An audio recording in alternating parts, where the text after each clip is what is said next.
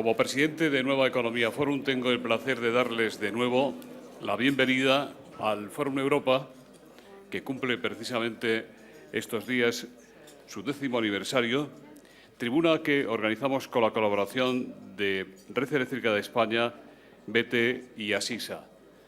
Hoy tenemos la satisfacción de recibir al Comisario Europeo de Presupuestos y Programación Financiera, Mr. Janusz Lewandowski, al que va a presentar, y este también es un buen motivo de satisfacción, don Íñigo Méndez de Vigo, Secretario de Estado de Asuntos Europeos.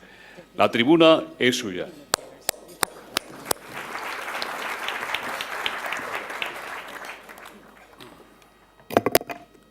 Ya empiezo cargándome esto.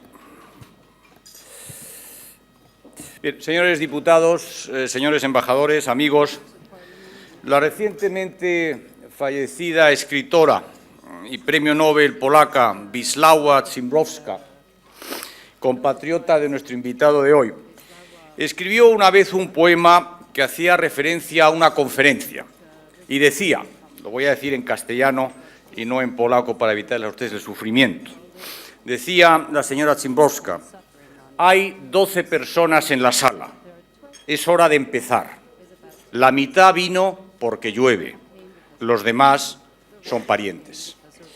Bueno, vean ustedes que este desayuno que organiza Foro Nueva Economía hoy no tiene nada que ver con la conferencia a la que hacía referencia ya Szymborska. En primer lugar, porque en Madrid no llueve, desgraciadamente, hace mucho tiempo. En segundo lugar, porque el comisario Lewandowski ha venido acompañado de mucha gente, pero no de parientes. Y en tercer lugar, y sobre todo, porque son ustedes muchos más. Y me alegra, por tanto, ver la expectación que despierta el comisario en este auditorio. Nuestro invitado de hoy, Janusz Lewandowski, nació en Lublin, que es una población polaca cerca de Gdańsk, donde prendió el movimiento Solidarność, que contribuyó, como saben ustedes, a derribar en mediados de los años 80 el comunismo en Europa. Lewandowski es doctor en Economía por la Universidad de Gdańsk, de la que fue profesor también en Harvard, fue fundador del Congreso Liberal Demócrata y luego ministro de la privatización, lo que significa fue la persona encargada de finiquitar la economía comunista entre los años 90 y 93. Fundó la Bolsa de Varsovia, lo cual está muy bien aquí en esta plaza porque la Bolsa de Madrid está justo enfrente, Janusz. Y luego ya ascendió a los cielos y fue diputado europeo en la legislatura 2004-2009, donde tuvimos la suerte de compartir escaño, y a partir de esta legislatura, comisario europeo para programación financiera y presupuesto. Hoy es un día, señor Lewandowski, importante porque todos estamos expectantes ante las previsiones de crecimiento que la Comisión Europea va a hacer públicas hoy para el año 2012. Sería un gran scoop si usted nos las adelantara.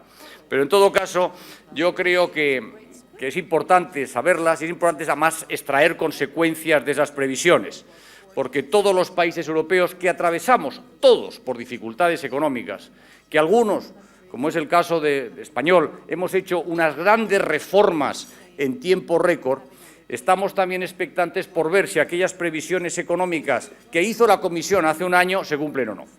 Y si no se cumplen, pues yo creo que tenemos que tomar también medidas y extraer consecuencias. Yo recuerdo una vez Keynes dio una conferencia y cuando acabó la conferencia alguien del auditorio le dijo: señor Keynes, yo estuve hace 2 años en una conferencia suya y dijo usted exactamente lo contrario de lo que acaba de decir hoy. ¿Cómo explica usted eso? Y Keynes le respondió: señor, si las circunstancias cambian, yo cambio. ¿Y usted qué hace? Bueno, quiero decir con esto, ya han entendido ustedes, que si las circunstancias cambian en las expectativas de crecimiento con las cuales todos hemos hecho nuestros planes de déficit, yo creo que también hay que tomar medidas y hay que cambiar con las circunstancias. Y en ese cambio de las circunstancias creo que la Comisión tiene un papel muy importante que cumplir, porque junto al ajuste fiscal que es necesario, a las reformas que son absolutamente imprescindibles, es necesario dinamizar la economía europea para que Europa crezca y para que podamos crear empleo. Y el presidente del Gobierno de España, junto con otros 11 presidentes de Gobierno, ha dirigido una carta al presidente de la Comisión y al presidente del Consejo Europeo, precisamente pidiéndole a la Comisión que active determinadas medidas. Por ejemplo, mejore y refuerce el mercado único, en la línea de lo expresado por el comisario Barnier en esta misma tribuna hace unas semanas, o cree un marco digital único para el año 2015, o establezca un mercado interior eficiente y eficaz de la energía para el año 2014, redoblar nuestros esfuerzos para crear un espacio europeo de investigación, reducir la carga de regulación de la Unión Europea sobre las pequeñas y medianas empresas, fomentar la movilidad de los trabajadores y el reconocimiento mutuo de cualificaciones. He aquí, por tanto, medidas concretas que están en manos de la Comisión para poder ser activadas. En suma, señores, amigos, señor comisario, creo que la Comisión, que está en el corazón del método comunitario, con ese derecho de iniciativa para presentar propuestas, tiene en estos momentos un papel muy importante que jugar. Un compatriota del comisario Lewandowski, amigo suyo, amigo mío, el malogrado Bronislaw Geremek, utilizaba una hermosa expresión para hablar de la ampliación. Decía, la ampliación cosió las dos Europas. Yo creo que en Europa en estos momentos hay un riesgo de quiebra entre aquellos que económicamente van bien y otros que no van tan bien. Y yo creo que la Comisión tiene, por retomar la expresión de Geremek, la obligación de coser las dos Europas, proponiendo medidas, armonizando legislaciones para que todos los europeos vayamos juntos y salgamos de esa crisis juntos. Y por ello me parece que tiene un extraordinario interés escuchar a quien tiene la misión dentro del Colegio de Comisarios de preparar las perspectivas financieras, el llamado marco financiero plurianual para el periodo 2014-2020. Por tanto, señor Lewandowski, con mucho gusto, you have the floor, Llanos. Muchas gracias.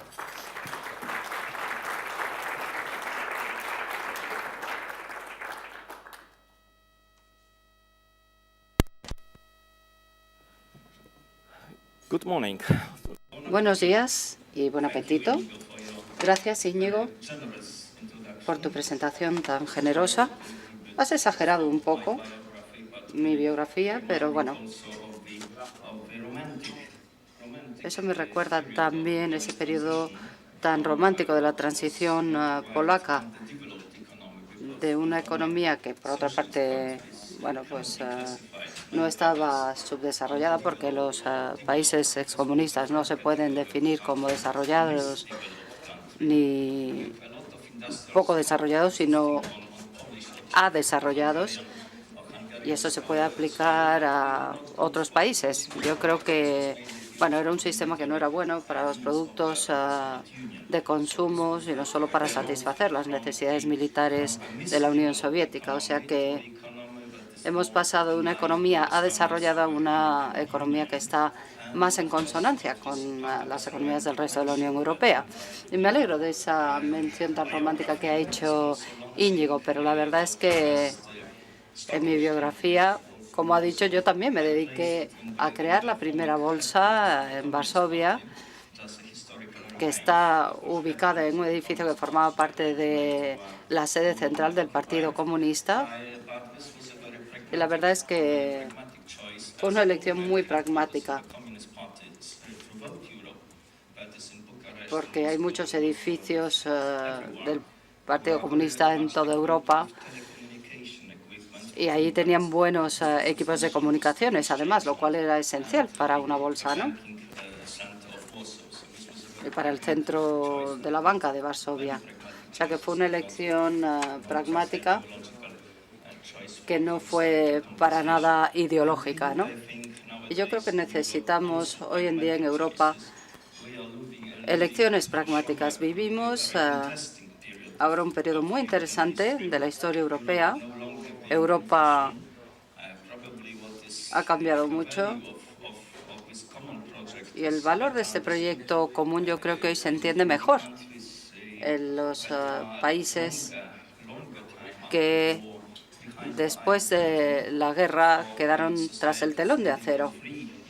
mucho más que para sociedades que vivían en una Europa libre, ¿no? Para las cuales pues esto era algo normal y a veces se subestima la importancia de la Unión Europea. Pero bueno, yo creo que hoy todos estamos de acuerdo en que es algo muy valioso el contar con la cooperación de 27 países. Croacia el próximo año también será parte de la Unión Europea.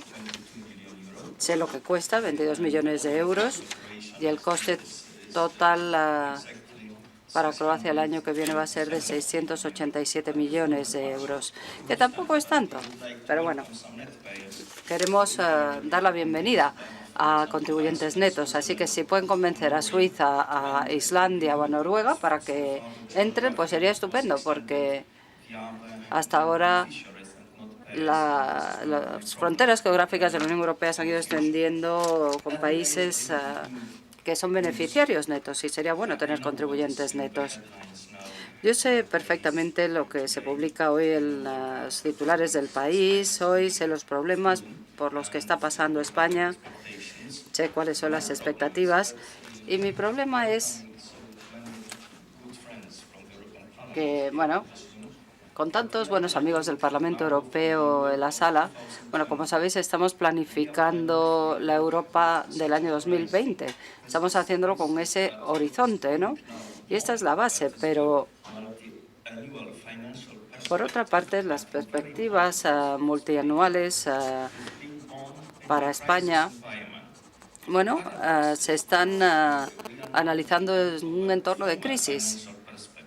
Y es verdad que lo que tenemos ahora es algo que se acordó en el año 2006, en un momento de prosperidad y de optimismo, y ahora resulta que nos encontramos con una acumulación de pagos en una Europa en crisis, ¿no?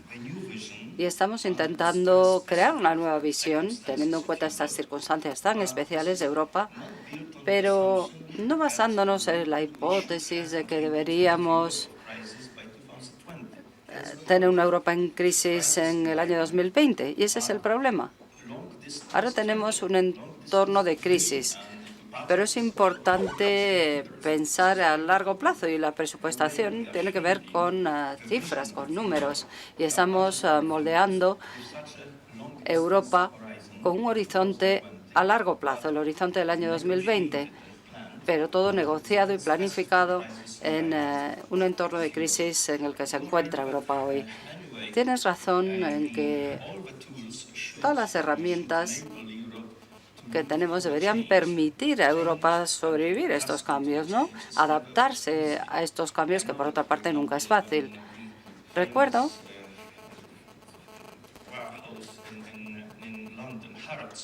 cuando Harrods en Londres instaló las primeras escaleras mecánicas a finales del siglo XIX, fueron las primeras de Europa.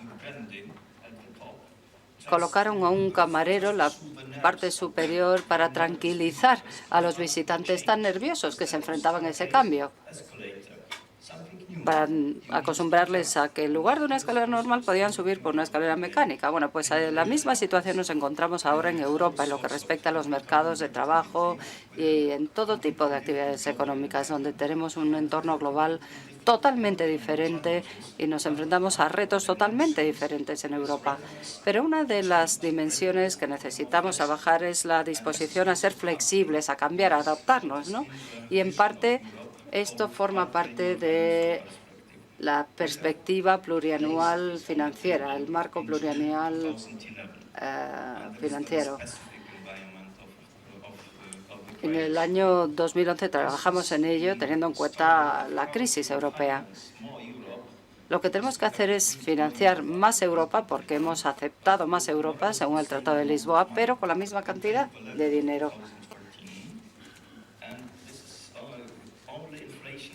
Estamos hablando de ajustes de inflación para los próximos años. Y esta es la historia, cómo se planifica un presupuesto, con ajustes inflacionistas para sentar el nivel del año 2013. Por eso yo creo que lo que hemos hecho es muy modesto. Sé que esto afecta mucho a España y que sus reacciones han sido positivas, cosa que no ha sido siempre el caso. Tenemos ahora un mapa de países que apoyan, que están a favor de este marco, pero quiero decir que el nivel del presupuesto europeo está reduciéndose con el tiempo. En los 90, en la década de los 90, era del 1,18, ese era el nivel del presupuesto europeo. Pero para el año 2013 va a ser de 1,03. Y ahora estamos planificando un 1%, o sea que del Producto Nacional Bruto. O sea que a pesar de la ampliación, a pesar de la gran ampliación territorial de la Unión Europea y a pesar de las nuevas competencias otorgadas por el Tratado de Lisboa, nuestra propuesta es muy modesta, simplemente mantener el nivel del año 2013, multiplicarlo por 7 y ajustarlo a la inflación. Para obtener dinero para nuevas actividades como investigación, innovación, inmigración, política de inmigración o más responsabilidades exteriores de la Unión Europea para que pueda ser un actor global que aúne las fuerzas de 27 países, hemos congelado dos gastos muy importantes, agricultura y cohesión. Es una congelación nominal. Esto quiere decir que no se hacen ajustes en base a la inflación. Estamos hablando de congelar una gran cantidad del presupuesto europeo. Y eso quiere decir que lo que se llaman estas políticas tradicionales, o sea, agricultura y política de cohesión regional, esta parte se va a reducir y va a representar menos del 70%. Pero en compensación, podemos prometer grandes aumentos en innovación, en I+D, en política de inmigración, movilidad de estudiantes e investigadores, como por ejemplo a través del programa Erasmus. Luego también hay otros programas para movilidad de jóvenes investigadores y también más financiación para que Europa tenga más responsabilidades en política exterior. Bueno, pues esta es la historia de cómo estamos intentando planificar el futuro. Cómo vamos a financiar más Europa, pero con menos dinero. Ese es el dilema. Y ahora estamos en fase de negociaciones. Hemos empezado ya. Yo tengo mi propio mapa personal de quién está a favor y quién está en contra, quién quiere participar. Hay 6 países que quieren participar en este presupuesto tan modesto, pero el problema es que no hay ningún acuerdo sobre qué hacer. Hay países que quieren hacer ciertas cosas y otros que no. Por ejemplo, hay algunos que dicen, bueno, recorten los gastos en agricultura, pero lo que me toca a mí no lo toquen. 18 países apoyan el proyecto, incluido España,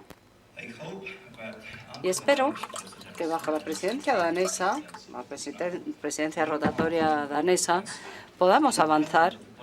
El calendario político nunca es bueno, el tiempo nunca va en nuestro favor. Tenemos luego las elecciones presidenciales francesas en mayo y están esperando para no influir en los resultados de las elecciones presidenciales europeas.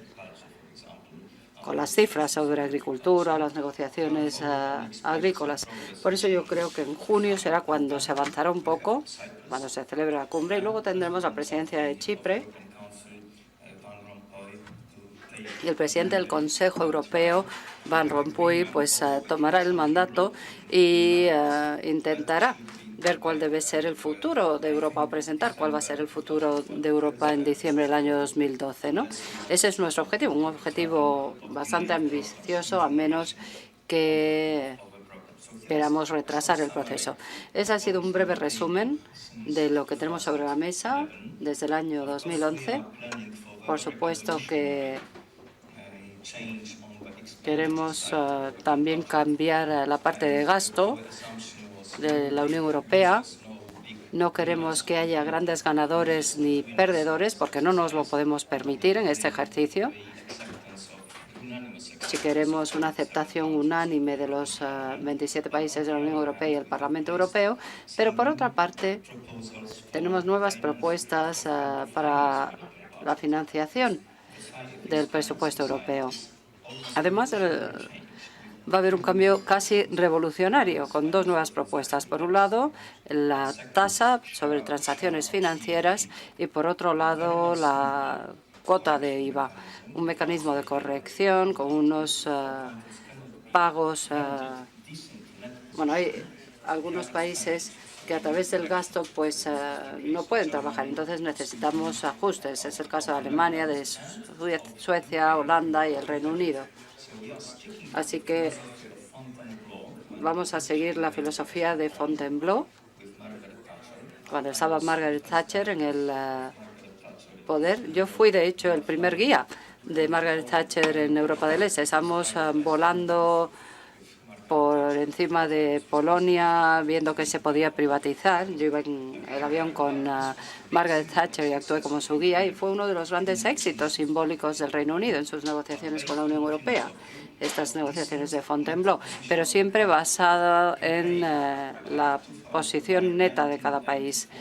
El Reino Unido en el año 84 estaba por debajo del nivel de riqueza de la Unión Europea, y en ese momento la agricultura representaba más del 70% del gasto del presupuesto europeo. Ahora estamos en una situación totalmente diferente. El Reino Unido está por encima del nivel medio de riqueza de la Unión Europea, a pesar de sus dificultades, y la agricultura será un 33% del presupuesto de la Unión Europea de aquí al año 2020. No hay excusas históricas para proteger los privilegios, como en el caso de Gran Bretaña. Lo importante es proponer una serie de pagos únicos en caso de que no podamos hacer otra cosa, teniendo en cuenta una serie de factores. Esta es la historia de los planes que se están elaborando ahora. Y repito que estamos en unas circunstancias muy especiales en Europa. Primero porque estamos cambiando nuestra atención de dar prioridad a la austeridad, que es lo que se hizo en los años 2010 y 2011, y ahora estamos intentando pasar al tema del crecimiento, de creación de puestos de trabajo, etcétera, y este va a ser el foco de atención del presupuesto europeo. Estamos hablando de dinero de inversión. Y esa es la diferencia con respecto a los presupuestos nacionales, que sobre todo lo que hacen es prestar atención a los gastos administrativos, de gastos sociales, etcétera, y hay ciclos anuales. Pero en el presupuesto europeo lo que domina es las inversiones. Por lo tanto, es de esperar que haya efectos multiplicadores. Y esa es la diferencia entre los presupuestos nacionales y el presupuesto europeo. Y hay que ver cómo, a través de los fondos estructurales, podemos promover la inversión y la creación de puestos de trabajo, sobre todo para las generaciones más jóvenes, porque soy plenamente consciente del problema al que se enfrenta España en este sentido. Y hasta cierto punto soy optimista. Pertenezco a la generación del movimiento Solidaridad, como se mencionó antes. Pero, bueno, soy muy optimista y al mismo tiempo realista. Recuerdo la época en la que este movimiento masivo de 10 millones de personas nació en la ciudad de Gdansk, y junto con Lech Walesa pensábamos que algo inevitable había ocurrido, ¿no? Porque era un movimiento tan masivo, muy diferente a disidentes como Havel en lo que era Checoslovaquia, y al fin que nos dimos cuenta que el fin del comunismo era inevitable. Y lo que yo pensaba, lo que pensaba Lech Walesa y otros, es que no podíamos esperar una Polonia libre y soberana durante nuestra vida. Y resulta que aquí estoy como comisario de la Unión Europea. Esta es la razón, la base de mi optimismo histórico. Y espero que Europa, como siempre, supere esta crisis y salga de ella renovada y mejor, ¿no? Para que podamos escribir una biografía colectiva de Europa en la que nos enfrentemos a retos, pero también oportunidades. Y así es como yo veo el futuro. Y creo que también va a haber negociaciones muy positivas con respecto al presupuesto europeo. Puedo concluir con una definición de crisis de Samuel Johnson a finales del siglo XVIII. Una definición un tanto médica. Él decía: la crisis es el momento en que una enfermedad o bien cura o lleva a otro desenlace. Así que, bueno, muchísimas gracias por darme la bienvenida a este magnífico Hotel Ritz. Sé que es uno de los hoteles más antiguos de Madrid. La verdad es que estoy encantado de tener esta oportunidad de dirigirme a ustedes. Muchísimas gracias de nuevo.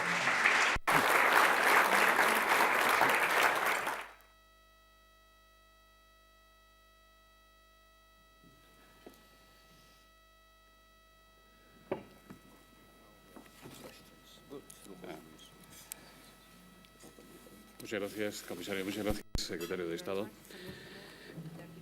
Como ha señalado don Íñigo Méndez de Vigo, hoy la Comisión Europea hace públicas sus previsiones de crecimiento e inflación para el presente ejercicio en la Unión Europea de 27, en las cuales se basarán las previsiones definitivas para elaborar los presupuestos generales del Estado español.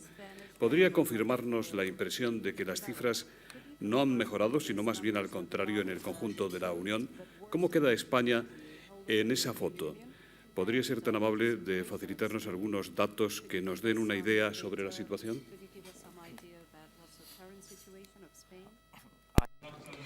Bueno, no voy a ser mensajero de malas noticias. No se puede esperar en el informe provisional, que creo que se va a publicar a las 11. A las 11 sabremos cuáles son las cifras. Bueno, hoy en día ningún país de la Unión Europea puede esperar que su macroeconomía haya mejorado, porque es imposible. No creo que sea posible en las circunstancias en las que estamos, con economías interdependientes como son las nuestras. Hay una interdependencia negativa en Europa en lugar de una interdependencia que haga que los países se apoyen mutuamente. Así que, independientemente de los esfuerzos que haga cada país, la verdad es que el entorno no es bueno. Por eso no les puedo prometer que las cifras vayan a ser mejores. Pero tampoco quiero ser mensajero de malas noticias ni pájaro de mal agüero. Así que esperemos hasta las 11 de la mañana y entonces las cosas quedarán claras. Lo que sí puedo decir es que los esfuerzos que ha hecho España, esfuerzos reales, las reformas que se están haciendo y que no son fáciles, por cierto, me parece que son reformas muy viables. A ver si encuentro esta información para poder mostrarla. Lo más difícil es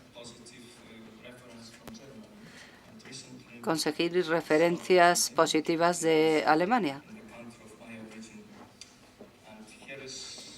de mi país de origen, por cierto. Y aquí tenemos este artículo sobre España, donde dicen: España, felicidades.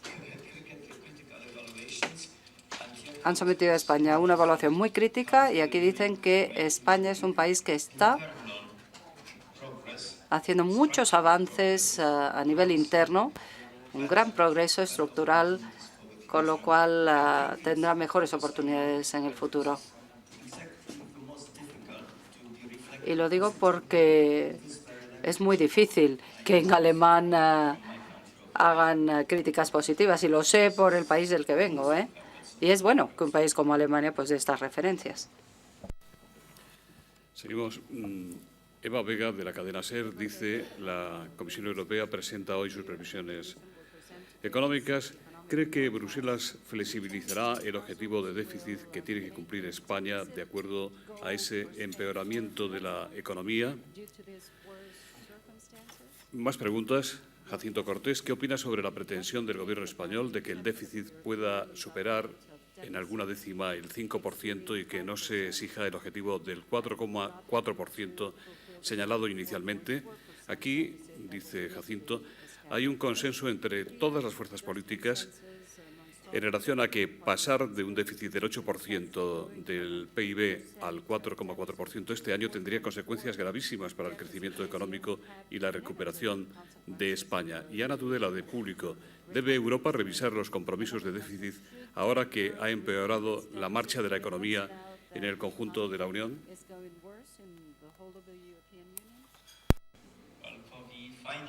Bueno, en cuanto a la última pregunta, la respuesta ya se ha dado. Sí, vivimos en un mundo interdependiente de forma negativa y los esfuerzos que se hacen a nivel nacional son cada vez más difíciles porque hay menos oportunidades de exportación, menos gasto público, menos poder adquisitivo en las sociedades europeas. Yo, por supuesto, soy muy orgulloso de mi país de origen, que ha crecido durante toda la crisis, pero hemos sido una de las pocas excepciones. Y aparte de las cifras que se van a publicar a las 11 de la mañana, las cifras macroeconómicas, provisionales, también para España, se están haciendo negociaciones sobre el déficit. Todo el mundo sabe que pasar de un déficit de 8 a 4, 4,4 es un ejercicio muy difícil en un solo año, así que no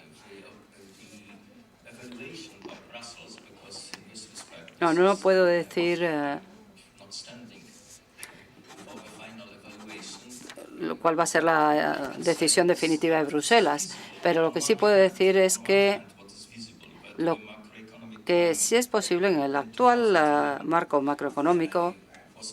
Bueno, en el año 2011 se habló de 6, luego de 8, lo cual hacía los ajustes más difíciles. Y el clima macroeconómico, tanto europeo como nacional, pues no ha mejorado. Y los objetivos fiscales son incluso más difíciles de alcanzar. Y el Gobierno español goza de credibilidad.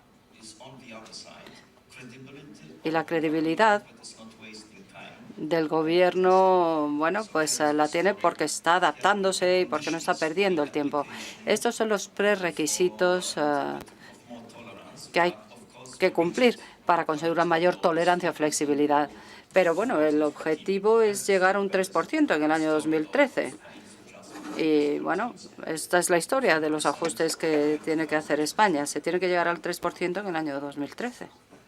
Luis Ayllón, de ABC, le pregunta, señor comisario, si cree que será posible que las regiones españolas que han superado el 7,5% de la renta media podrán seguir percibiendo fondos estructurales en las nuevas perspectivas financieras. España forma parte de nuestros planes, claro que sí. Es uno de los mayores beneficiarios, tanto de gasto agrícola, incluidos algunos pagos directos, más de un 80% del presupuesto agrícola, pero también es beneficiario de la política de cohesión regional. Pero esta es una medida perversa del éxito de un país, cuando se pasa de recibir muchas ayudas a pasar muy poca ayuda, a recibir poca ayuda de los fondos estructurales. En el caso de Extremadura, bueno, seguimos hablando de regiones de convergencia. Hay 4 regiones que deberían estar en la categoría de transición. No sé si recuerdo bien, pero Murcia, Andalucía, que es muy importante, porque hablamos de 8 millones de personas que viven en Andalucía, Galicia y Castilla-La Mancha. Estas son las 4 regiones que forman parte de la categoría en transición, ¿no? En cuanto a las otras, bueno, pues han tenido mucho éxito y por eso ya no reciben fondos. Pero bueno, tampoco es sorprendente lo que les estoy diciendo. Pero al aumentar el nivel de riqueza y bienestar de una región, esa región pues ya no puede recibir tanta ayuda de Bruselas. Sin embargo, España sigue estando en nuestros planes, seguirá siendo un beneficiario neto y un gran beneficiario, independientemente de los rumores que hayan podido oír aquí en España. España es un beneficiario neto del presupuesto europeo y seguirá siéndolo.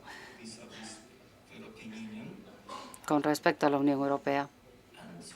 Y necesitamos fondos estructurales para promover la inversión y la innovación. Alejandro Campos dice, hoy comparecerá usted ante la Comisión Mixta Congreso-Senado para la Unión Europea con el fin de informar sobre el marco financiero plurianual 2014-2020. ¿Cuáles son las prioridades políticas de la Unión Europea para ese periodo en términos financieros y cómo van a afectar a sectores tan importantes como la agricultura y los servicios? ¿Qué techos de gasto? ¿De qué forma se llevará a cabo el control del cumplimiento de la disciplina presupuestaria por cada Estado miembro? Sí, es verdad que voy a comparecer ante el Parlamento, no por primera vez, por cierto.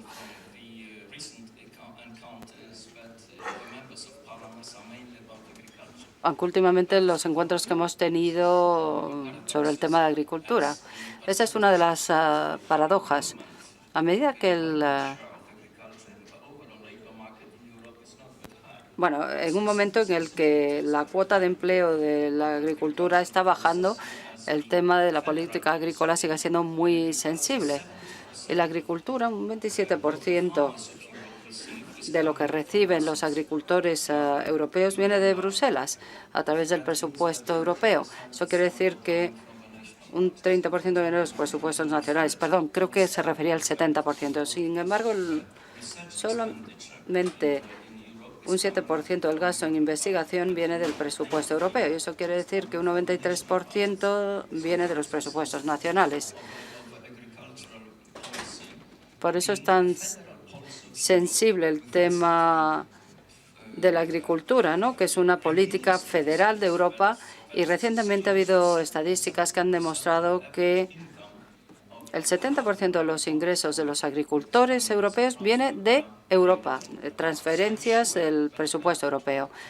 Por eso, la agricultura es uno de los principales temas seguro que discutiremos hoy, como ocurrió la última vez que vine.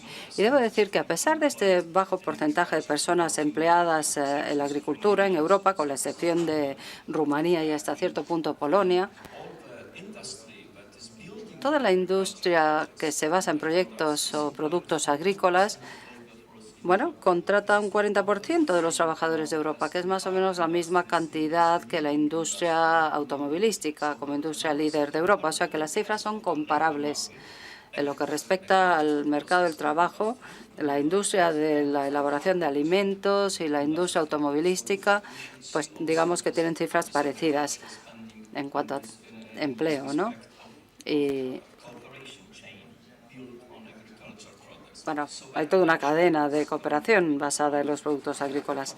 Seguro que el tema de la agricultura, como digo, será uno de los temas que discutiremos en esta comparecencia. En cuanto a prioridades, yo creo que debemos invertir más en redes de energía, en transporte, en banda ancha, redes de banda ancha y, es lo que llamamos el Fondo Conecta Europa, que incluye una gran cantidad de euros y que se está ahora debatiendo en el Parlamento Europeo y en los Estados miembros. Muchas gracias, comisario.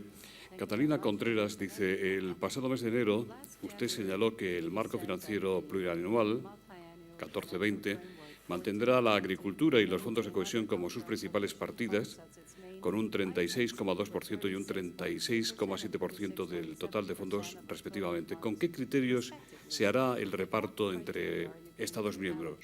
¿Podría adelantarnos las cifras que le corresponderán a España en cada uno de esos capítulos, fondos de cohesión y agricultura?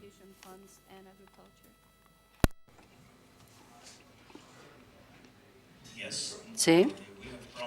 Hemos prometido un cambio evolutivo con respecto a la partida de gastos de la Unión Europea de aquí al año 2020. Eso quiere decir que la cuota de estas políticas tradicionales, política regional y agrícola, ambas muy importantes para España, como está claro, esta cuota se va a reducir ligeramente. Va a reducirse en menos de un 17% de aquí. Perdón, se va a reducir el presupuesto dedicado a estas dos partidas en general a menos de un 70%, y esto pues tendrá un impacto, ¿no?, el gasto que no se haga en estos dos capítulos se va a ir a otras partidas que he comentado antes. Y en el tema de la agricultura, muy importante para España, en cuanto a los pagos directos, tienen ahora un nivel muy parecido a la media europea. Más de 230 euros por hectárea. En Europa la media es del 250 y aquí están recibiendo 230. Les podemos prometer una ligera mejora porque hay que hacer una convergencia muy delicada de estos pagos directos.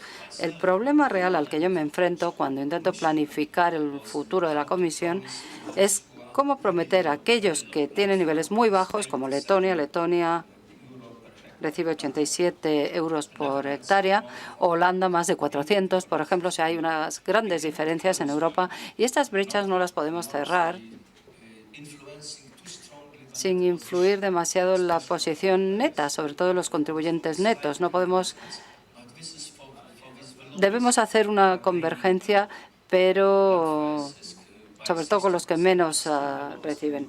Letonia es uno de los países que menos recibe y queremos que pase, por ejemplo, de 87 a 140 por hectárea. Lo mismo con Lituania y Bulgaria. Y los que están ahí en medio, como España, podrían mejorar un poquito lo que reciben, pero debido a la metodología aplicada, están tan cerca de la media que el problema al que yo me enfrento es cómo ayudar a aquellos que están muy por debajo de la media, que están alrededor de los 100 euros por hectárea, ¿no? Los estados bálticos, sobre todo, y Bulgaria. Esta es la clave de la redistribución. Queremos hacer una convergencia modesta y delicada para que todos los países se acerquen más a la media. En política regional, bueno, los criterios son muy claros, ¿no? Y los conocen bien aquí en España. España, bueno, suele ser un negociador muy habilidoso y defiende toda una serie de intereses específicos. Y en este juego, España es uno de los principales actores, uno de los que más poder tiene, ¿no? Y más habilidosos a la hora de defender sus intereses. Y la cohesión, como se mencionó antes,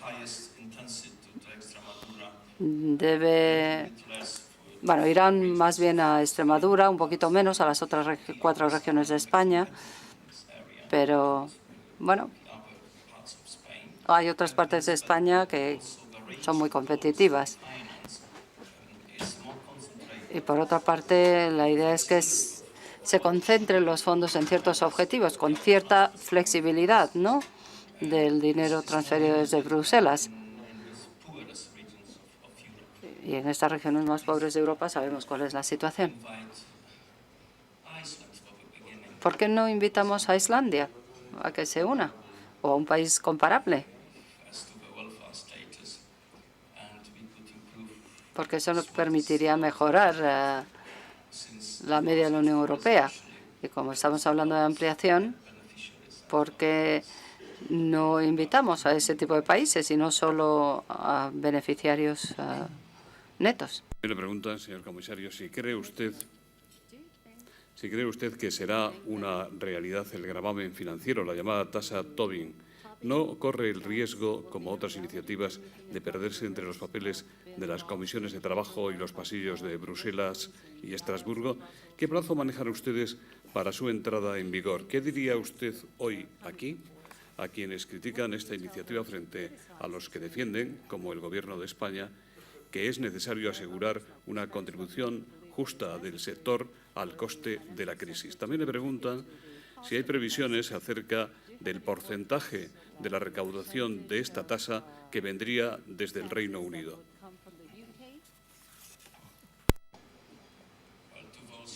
Bueno, para aquellos que critican la tasa, lo que puedo decir es que la libertad de expresión es uno de los valores europeos. Yo también luché por la libertad de expresión en mi día, o sea que siempre tomo nota de todos los comentarios críticos. Lo que no entiendo es por qué en los medios de comunicación profesionales se habla así de la tasa Tobin. Tobin reaccionó ante el fracaso del sistema Bretton Woods y el fin de los tipos fijos de cambio, ¿no? Y él dijo que había que gravar las operaciones en divisa, algo diferente a las transacciones típicas como derivados, bonos, etcétera. Aún así, bueno, le han puesto el nombre de la tasa Tobin. Tobin se expresó en contra de esta nueva era de inestabilidad cambiaria y quería reducir la especulación monetaria a través de impuestos, ¿no?, de tasas. Nosotros lo que queremos es gravar una tasa muy pequeña por las acciones y los bonos, un 0,1% del volumen del valor de transacciones, lo que se cobraría. 0,01%, perdón. Y nos gustaría conseguir no solo estos nuevos ingresos que vayan al presupuesto europeo, pero sin que perjudique a la economía nacional. Encontrar una fuente de ingresos adicional contribuida por el sector financiero, pero que sea la menos nociva para la economía real de Europa. Y ese tipo de gravamen de tasa, bueno, ya sabemos que el IVA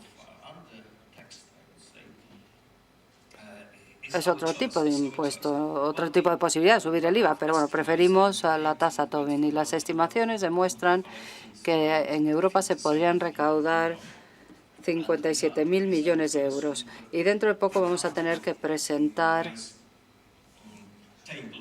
la tabla por países indicando qué podría significar esto en cuanto a la reducción de la contribución nacional, porque esto sustituiría en parte la contribución nacional de cada país, con lo cual eso permitiría la consolidación de las finanzas públicas. Esa es la segunda hipótesis que hay detrás de esta tasa por servicios financieros. Sabemos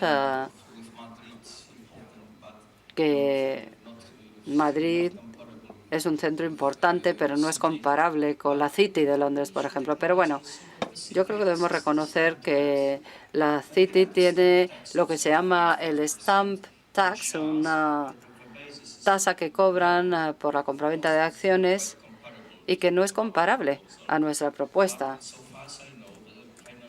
Pero que yo sepa, las actividades financieras siguen existiendo a pesar de este timbre fiscal que se introdujo en la City de Londres, ¿no? Personalmente, yo soy una persona que está en contra de los impuestos. Y qué mala suerte que me ha tocado buscar ingresos adicionales para Europa y para los presupuestos nacionales, a pesar de que respeto totalmente el principio de que no debe haber impuestos sin representación. Lo único que podemos proponer es que la soberanía parlamentaria del Estado miembro es el tema de los impuestos y, por lo tanto, tendrá que ser aceptado o rechazado por los parlamentos de los 27 Estados miembros. Aquí es donde se va a tener en cuenta la soberanía fiscal y no podrá haber imposición sin representación. Ese es el principio por el que nos vamos a guiar. Muchas gracias, comisario. Julio Cortés dice, a título siquiera personal, ¿qué valor le da usted a la carta que jefes de gobierno de 12 países, Polonia y España entre ellos, han remitido a los presidentes de las instituciones comunitarias pidiendo un nuevo enfoque de la crisis y del crecimiento? Usted, que conoce bien el carácter alemán, usted mismo es originario de ese país, ¿piensa que la señora Merkel suavizará sus exigencias de austeridad o, al contrario, la canciller se va a enfadar y será peor, teniendo en cuenta que su principal ayudante, el señor Sarkozy, está ahora muy ocupado en su candidatura a las próximas elecciones presidenciales en Francia?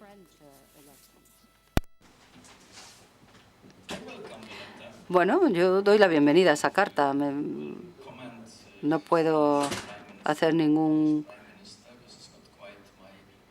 comentarios sobre lo que piden el presidente español y polaco, porque no es mi responsabilidad, pero evidentemente es un cambio de enfoque, de una austeridad pura y dura a cómo promover o fomentar la inversión, el crecimiento y la creación de puestos de trabajo y pagar la deuda, claro. Está muy claro que estamos empezando el año 2012 con un enfoque mucho más equilibrado, lo que es el mix económico, ¿no? Mucho más equilibrado que en el pasado. Yo no soy keynesiano, por cierto, en mi filosofía, pero sé lo que quiere decir en una Europa como la que tenemos, el hacer recortes importantes en el gasto público y no compensar ayudando a aumentar el poder adquisitivo de los ciudadanos. Yo sé lo que esto significa en un lugar como Europa. Por eso, bueno, creo que es una buena cosa esta carta. Puedo decir también que estamos haciendo todo lo que está en nuestras manos. En la Comisión, por ejemplo, hemos aumentado los tipos de cofinanciación. En el caso de Grecia era evidente, hasta un 95% de la cofinanciación viene de Bruselas. Solamente un 5% lo hace el país beneficiario. Hemos aumentado la financiación de las pymes para, de alguna manera, bueno, pues facilitar el acceso de estas empresas a créditos y así superar la crisis crediticia. Yo soy una persona que está en contra de promesas mágicas, pero los fondos estructurales yo creo que deben comprometerse en los próximos años, también para España. Y no estamos hablando de una varita mágica, no estamos hablando de una cantidad ingente que tengamos disponible para Europa, pero hay que utilizarlos bien. Yo estoy a favor de reprogramar, de hacer una reprogramación flexible, sobre todo para que las jóvenes generaciones encuentren trabajo. Y si esa carta ayuda a reprogramar la mentalidad, bueno, pues fenomenal. Yo le doy la bienvenida. Ricardo Pedraz le pregunta si han valorado los problemas que el nuevo recurso del IVA que proponen para el periodo 2014-2020 puede tener para Estados miembros que tienen transferido un porcentaje de su recaudación a las regiones, como es el caso de España.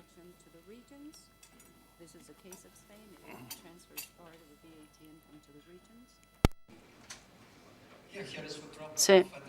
Ese es el problema de las estructuras federales o cuasi federales. Necesitamos que los países hagan ajustes, ¿no?, de lo que es la cuota de IVA. Pero no sé si lo sabrán, pero parte de los ingresos de la Unión Europea se calculan sobre los ingresos del IVA.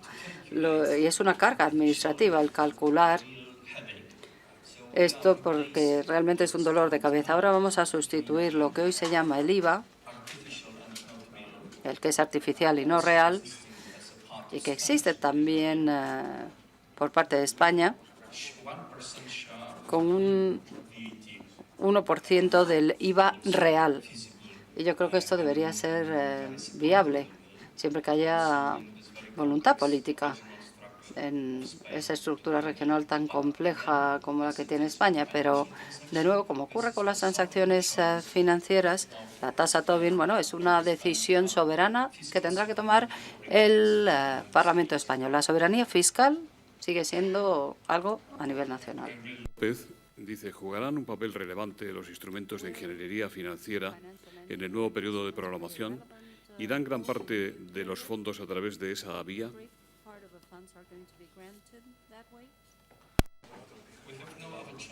No tenemos otra opción más que poner a prueba los nuevos instrumentos financieros.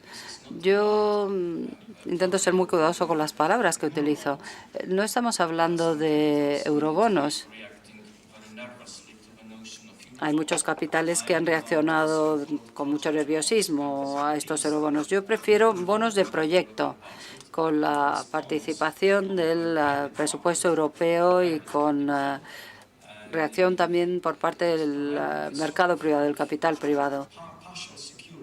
y eso ofrecería, bueno, pues una especie de aval parcial durante un periodo.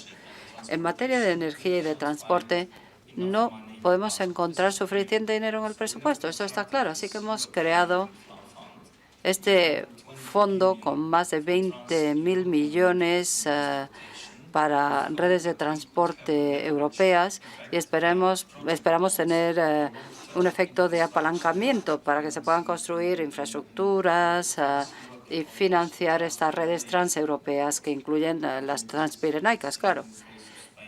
En el caso de España yo creo que esto es algo muy necesario. En cuanto a energía, también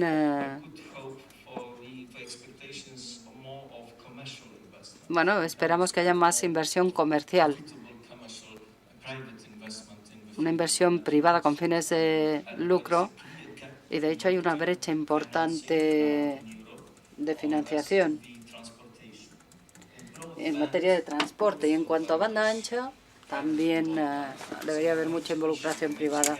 La principal brecha en cuanto a financiación a largo plazo, en mi opinión, la encontramos en redes de transporte, tanto ferroviarias como de otros tipos, pero sobre todo ferroviarias. Ha abogado por congelar el gasto administrativo de la Unión Europea. ¿En qué y cuánto debería ahorrar, en su opinión, la Unión Europea? ¿Cree que debería hacerse un recorte superior al 1% del personal de todas las instituciones de la Unión Europea, incluido el Parlamento, en línea con lo que se ha comprometido a hacer la Comisión Europea?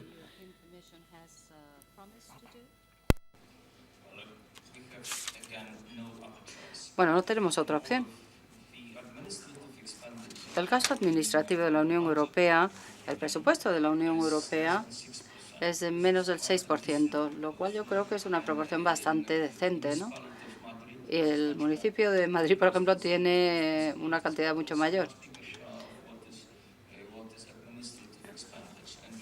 Y en el caso del presupuesto europeo, 5,6%. Pero bueno, es algo tan visible, tan sensible desde el punto de vista político, que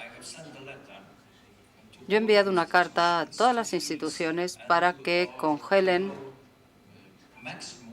y como máximo estén por debajo de la inflación y que hagan este ajuste en todas las instituciones de Europa.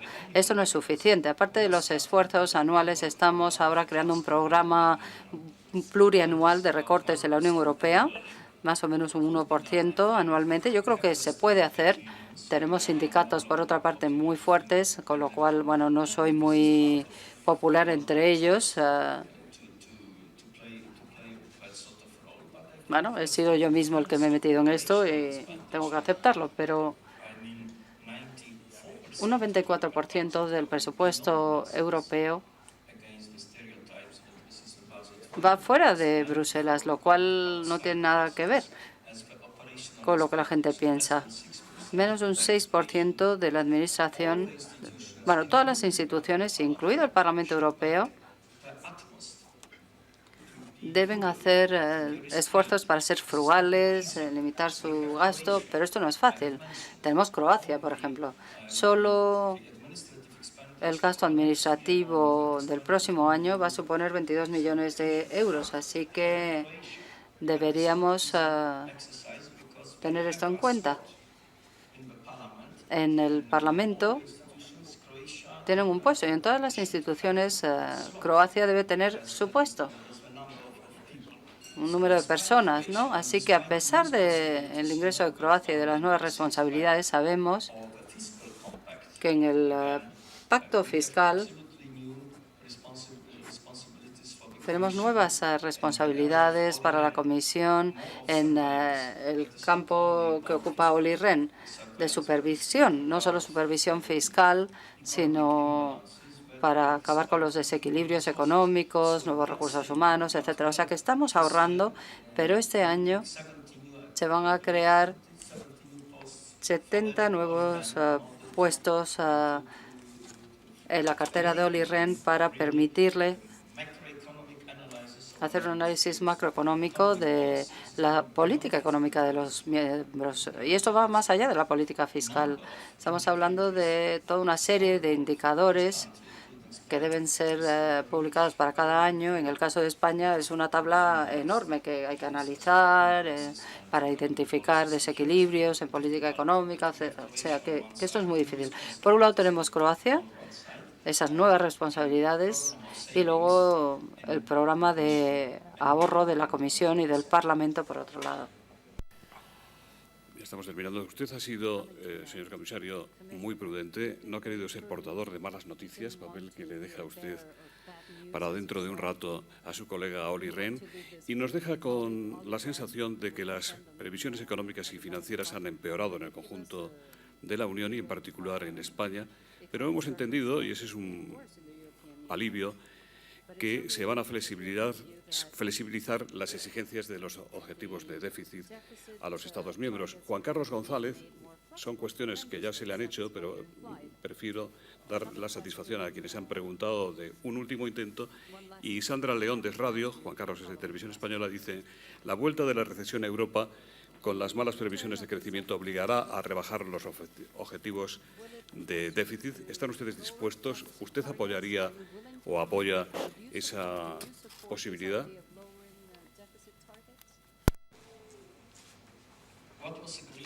Lo que se acordó en el pacto fiscal es poner una camisa de seguridad muy estricta a 25 países que firmaron el tratado.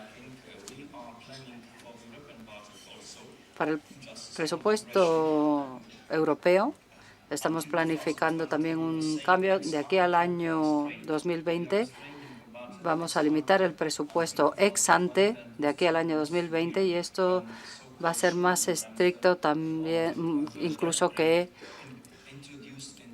el tema de la deuda que se introdujo en el pacto fiscal. O sea que la estrategia está muy clara. Europa tiene que ser prudente fiscalmente hablando, pero por otra parte debemos utilizar todos los medios necesarios y posibles para aumentar las oportunidades de trabajo, de puestos de trabajo, a menos que queramos tener una generación perdida y una mayor propensión a políticas demagogas y xenófobas en Europa. Con el deterioro del clima macroeconómico en todo el mundo, la zona que nos rodea, yo no voy a prejuzgar aquí los esfuerzos que está haciendo el presidente Rajoy para reducir el déficit, ¿no?, y conseguir el objetivo. Solo puedo repetir que es muy importante que España llegue a un déficit del 3% aquí al año 2013. Todo el mundo entiende que esto es mucho más difícil hoy, teniendo en cuenta el estancamiento, ¿no?, de la economía real. Y, por otra parte, los ingresos fiscales que también se han reducido. Y esto tiene mucho que ver con la economía real también.